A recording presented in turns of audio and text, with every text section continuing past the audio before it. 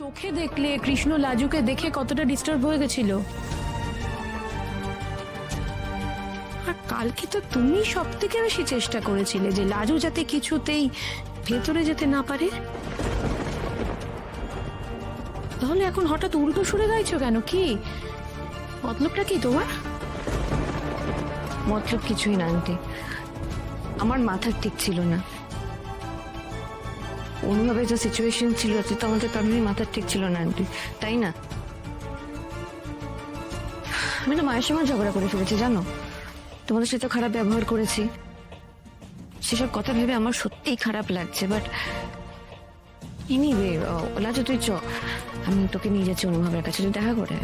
না বনলতা দিদি, ওর শরীরটা খারাপ করতে পারে, ছেড়ে দাও। লাজু ঠিকই বলছে বনলতা, আমরা সেটা নিয়েই এতক্ষণ আলোচনা করছিলাম। লাজুকে দেখে হয়তো কৃষ্ণ আবার হাইপার হয়ে যেতে পারে। তোমরা তো চিন্তা কেন করছো? আমি তো বলছি কিছু হবে না। অনুভব এখন অনেকটা ভালো হচ্ছে, আস্তে আস্তে ইমপ্রুভমেন্ট হচ্ছে ওর শরীরে। আমি তোর সঙ্গে আছি না সারাক্ষণ, তাই আমি বুঝতে পারছি যে ওর শরীরটা এখন অনেকটাই বেটার।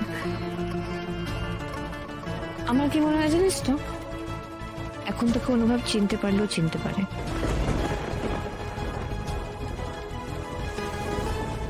তুই গেলে ওর ভালোই লাগবে। ও হ্যাঁ, ও কিন্তু দুপুরবেলা তোর নামও নিয়েছিল।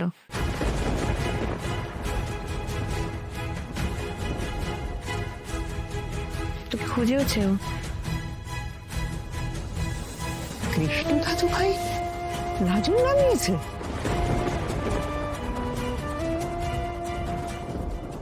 কই, এই কথাটা তো আগে বলনি। সরি ডাম্মি, আমার নিজেরও না সব কথা মনে থাকছে না।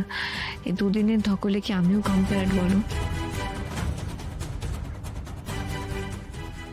হ্যাঁ, কিন্তু এই কথাটা তো ডাক্তারকেও জানাতে হবে।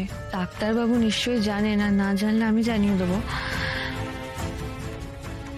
এনিওয়ে লাচু, তুই যাবি আমার সাথে? চল না প্লিজ, আমার উপর রাগ করিস না। আমি হয়তো খুব আপসেট ছিলাম, তাই তোর সাথে খুব খারাপ ব্যবহার করে ফেলেছি। কিন্তু আমার মনে হয় আমরা দুজনেই একটা জিনিস চাই, এবং ভালো হয়ে উঠুক, তাই না?